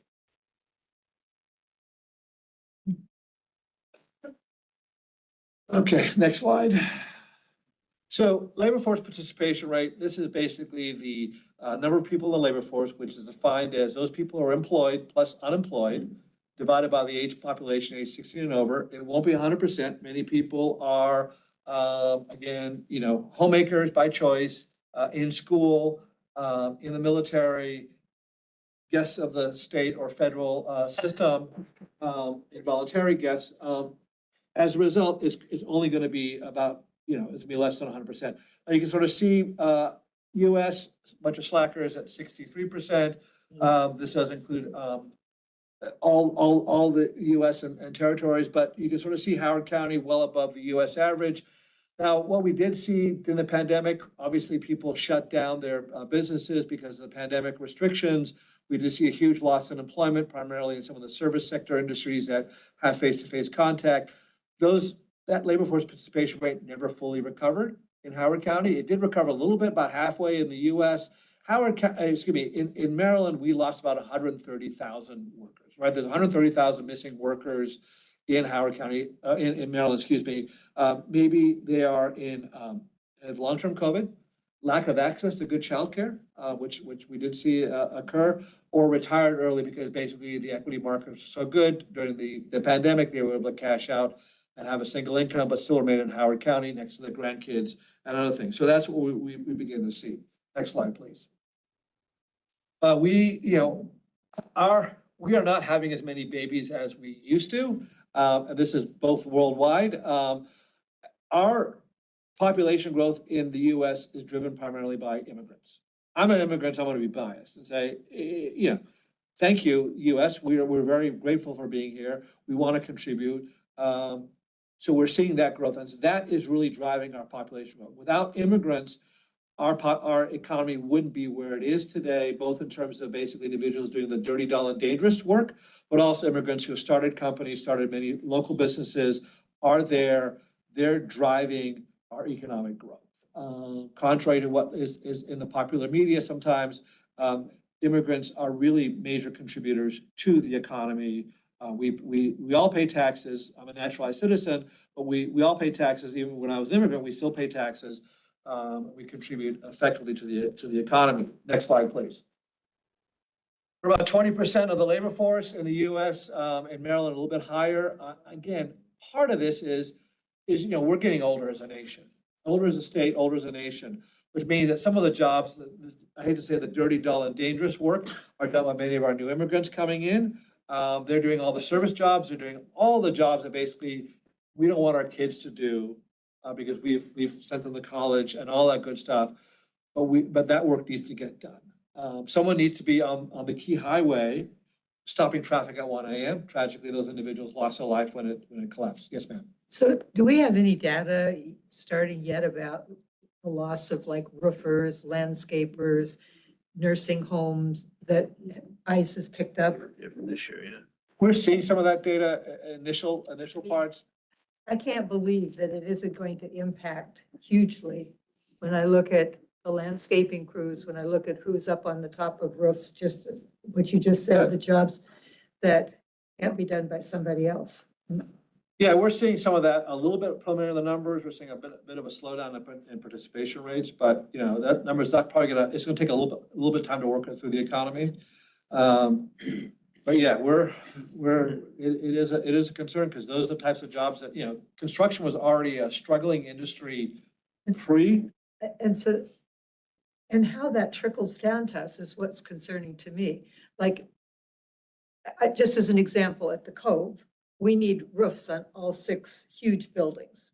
Well, if they don't have the manpower, or when our landscaping needs to be done and they don't have the man or woman power, how does that, if we don't end up paying somebody to get the work done, do you know what I'm saying? The tax piece and Yeah, the salaries and so forth, there's a large numbers there. Yeah, I mean, you'll probably be delayed, right? So there'll be much more of a delay in construction, which will also see prices go up. With the tariffs, I mean, the cost of roofing materials and. Yep. I just wanted to add that in agriculture, of course, we have a very high immigrant Awesome. population doing the heavy labor work. And for example, in the dairy industry, 80% of the workers milking the cows and everything, national average are immigrants. Yeah. So the ag community nationally, we push for a stable, reliable workforce with a pathway to citizenship.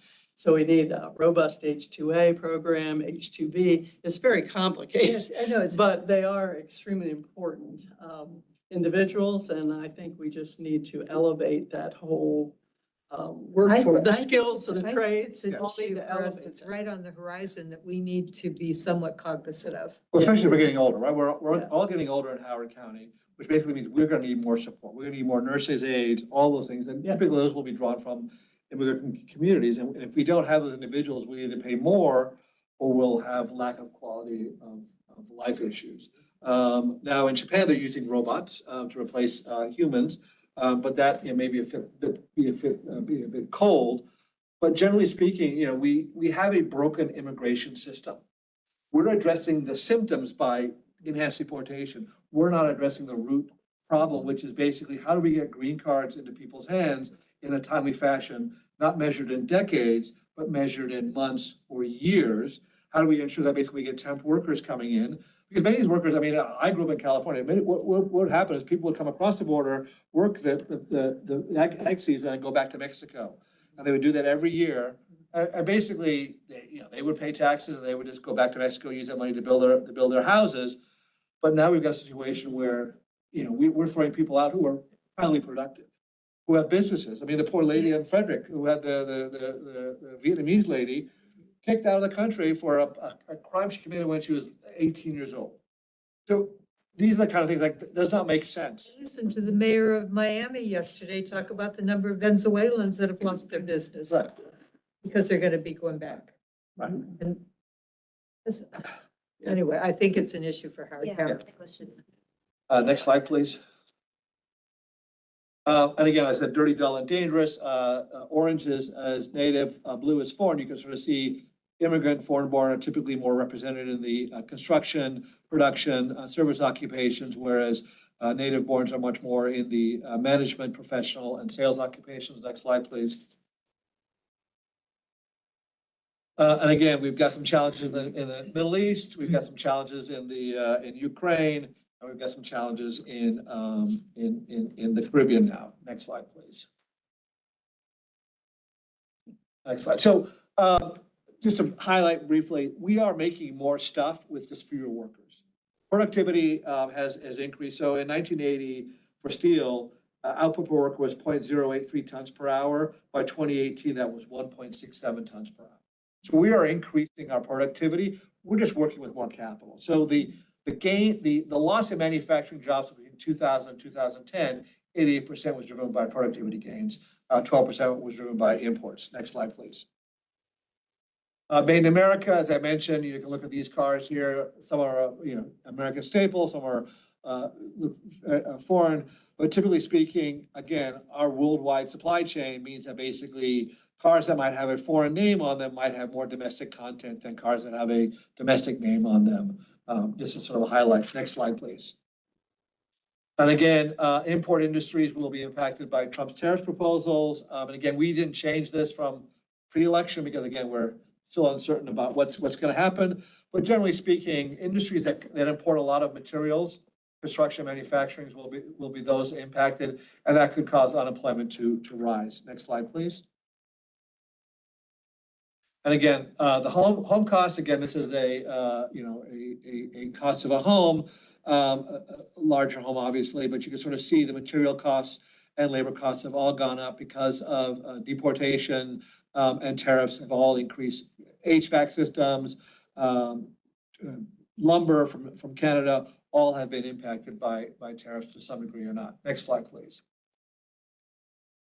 Again, we were in a tight labor market before. It is even more enhanced with the enhanced deportation. Next slide, please. Again, we declined by 271,000. I think I had the wrong number before. But generally speaking, we had a huge shutdown. And for Maryland, that hits home especially because we have such a heavy presence. Now, a lot of these things are being challenged in the court, so we have a lot of court cases pending. Next slide, please. And again, these are the areas where we've seen a significant cutback. Not to be facetious, but Homeland Security has seen an increase in workforce by just under 1%. But you can sort of see the areas where we're losing a lot of workers, education department, especially that hits home for, especially for colleges here in Maryland. Defense Department is also a big thing, and Treasury Department. Next slide, please. With a shutdown, the top two were organized by President Trump, first and second administration, Clinton and then thing. But, we had a huge impact, right? So 670,000 workers furloughed, 42 million people in SNAP lost benefits for about just under a week. And we might not get that money back. Maryland, up front of the money, we may not get the money back that we put forward. Next slide, please. Again, they call it the dismal science for a reason. But you can sort of see our headwinds. We've got these, a lot of things that are kind of going on in our economy. There are some tailwinds, but there seem to be a lot more question marks. Next slide, please.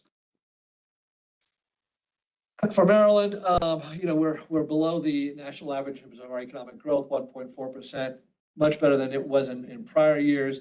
But still, we tend to underperform. I like to say, as the governor says, we have all the assets but no strategy. Next slide. I like to say we're, and now this will be a new term, we're EDS, BEDS, MEDS, FEDS, and TREDS, and TREDS being the Port of Baltimore and transportation logistics.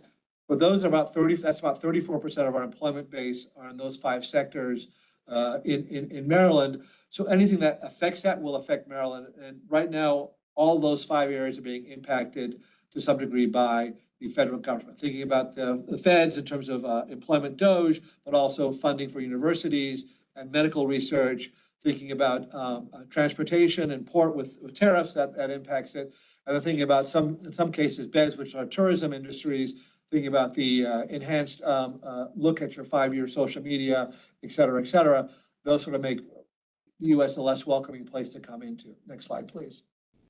If I were to show this slide, pre-COVID look exactly the same. Healthcare and computer and mathematical operations, though, with a caveat, is entry-level software developers are probably not as in demand, but really those top three areas are about 60,000 of about 105, 115,000 job openings in the state of Maryland.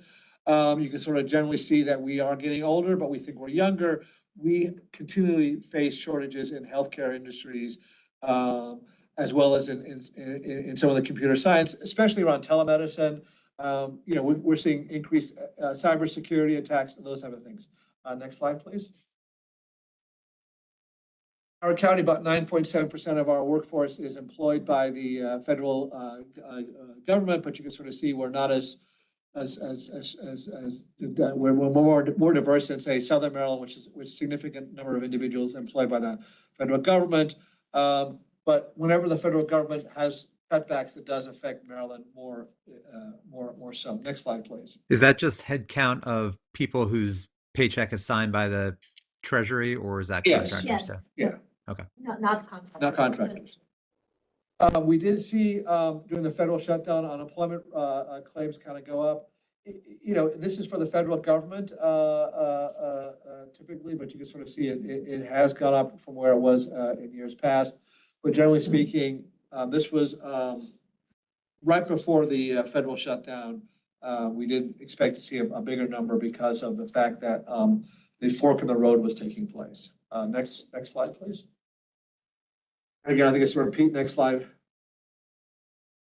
Outmigration is a big challenge here in the state. The comptroller has indicated that affordability tends to be a real big challenge for keeping people in. We graduate young people. They cannot find affordable housing, even in a multi-generational situation, because again, many of the old housing is not built to have a separate entrance and separate exit. So kids kind of want their independence a little bit, so they don't want to have to go through the house to sneak in and go down their basement. The parents, if mom and dad could have a ADU on the property, they'd probably live there, because basically it would afford them the independence, but yet also allow them to engage with their family and have some in-house childcare services in some cases. But generally speaking, Maryland faces a huge challenge in terms of people leaving the state. Next slide. Well, the budget gap has improved. So the dotted line is what it was going to be last year, based upon the forecast. So this year, instead of a $3.1 billion budget gap, we have a $1.496 billion budget gap, which, again, this being an election year, which basically means probably no taxes. We'll probably see some reduction in services, and we'll probably see some increases in fees to basically bridge the gap between the budget hole. So that's probably going to be on the horizon. I don't envision any sort of increase in taxes, especially since Governor Moore is running for a re-election. I would say if Calvin, this is the chance for Calvin to do it, because basically he's leaving. So, this is the time where if he wants to balance the budget on taxes, this would probably be the time to do it. You either do it in your first year of your administration and say, well, because I inherited a bad thing from the last administration, or you do it in the last year as you way out, kind of waving, saying, see you guys. But generally speaking, for Maryland as a whole, we're probably not going to see increases in taxes. But The state can shift the cost to locals again. That's it. That's what they're going to do. And that's what's coming. Yeah, that's what's coming. Yeah, the locals are going to bear more of the burden and part of this is also, so one of the biggest challenges Maryland faces is a lot of the burden, the fiscal burden is borne by the state, which makes us look then bad in terms of business relocation. Because any business location, look at the top line state level numbers, corporate tax, property taxes, sales tax.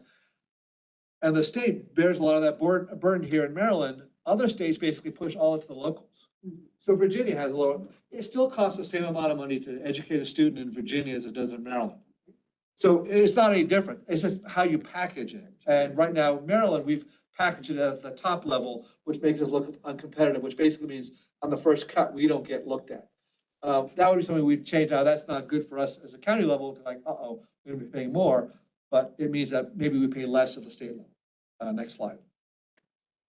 And again, we did a thought exercise. This is something we've done before. We've kind of looked at the potential reduction of about 30,000 jobs.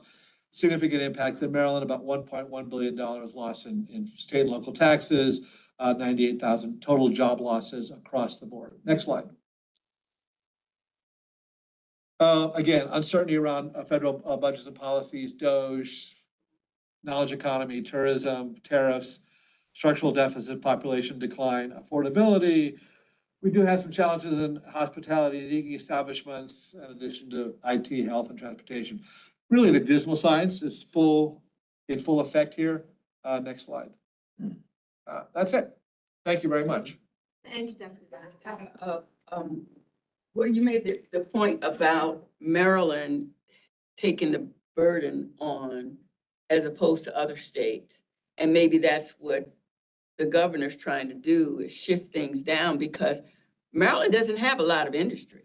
No. And neither does Howard County. I mean, so that's why we're so resident heavy based on the income and taxes from residents. We don't have major industry here, and because we're not attractive. Yeah, and part of it is the top line number. We don't get on the first list, the first load list. And that's oftentimes, and that's, so until we're on that list, we're not being asked to the prom. And so we need to also change that. People are like, well, the state's sending everything down, but is there benefit? Compare us to the states where there is more local requirements, on handling things. Because we're trying to keep things the way they were, and the way they were isn't working anymore. Yeah, and I think this is, again, maybe it being his, he'll be termed out in this next election. If he's elected, he may be more aggressive and push on that, because basically he'll have nothing really To lose. to lose. But if he does manage to do it, make Maryland more of a business-friendly state, because the challenge with Maryland is, the motto is, if you can dream it, we can tax it. So that, you don't want that. That's not a good motto to have. But that's, with this last section, we did increase taxes on business services, especially in IT. On the other hand, we're talking about lighthouse industries around IT. So we really need to make sure that we balance our rhetoric with our actions, because we want to make sure that basically we are an attractive state. We have very smart people here. And the good news, bad news is, with the federal reduction in workforce, there are a lot of smart people out there who want to work, but we don't have the industry that they might want to work into. Think about some IT, cybersecurity, think about some of the health research stuff. All of that stuff can be translated into private industry, but we just don't have the private industry base. Now, again, to Holly's point earlier, it takes time. But, this is the time to strike while the iron's hot. We need to kind of move forward on these things. And I will say, at the state level, since 1997, we've had 5 governors. We've had 14 economic development directors at the state level. 14. So every 2 years, you have a turnover, which basically means, how do you have long-term strategy being developed for the state to make it more attractive, which will then benefit the counties, when every 2 years someone new is coming in on average. And that's an ongoing challenge for the state of Maryland. They need to correct that. Yeah, you didn't mention electricity rates so much, or the Yeah. increases in property tax, but I think we lead the nation in electricity rates. So I just wanted to point that out. It's just not, the story is challenging. Yeah. Totally. We lead the region in electricity rates. We're 12th in the nation. 12th Okay. worst. Okay, thank you. Thank you. Thank you. Okay, any questions, or anybody want to chime in? We're a little bit over time now, but just folks online, is there anybody want to have burning points? All right, thank you all then.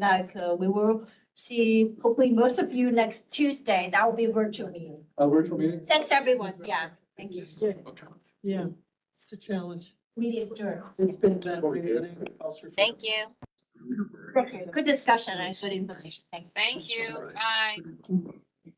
Thanks. We have, some of our national